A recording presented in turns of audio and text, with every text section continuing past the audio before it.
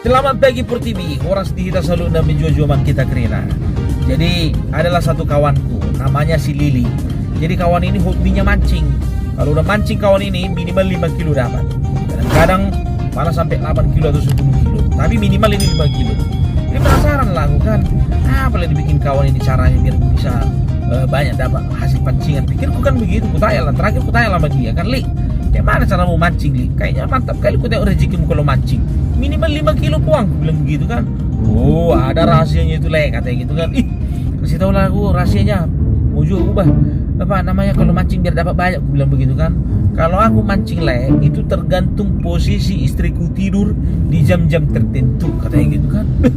Maksudmu kayak mana itu, Li? Aku bilang begitu kan. Kalau misalnya istriku tidur menghadap ke sebelah kiri, pikir aku mancing jam 4, katanya gitu kan. Terus dapat banyak itu, Li.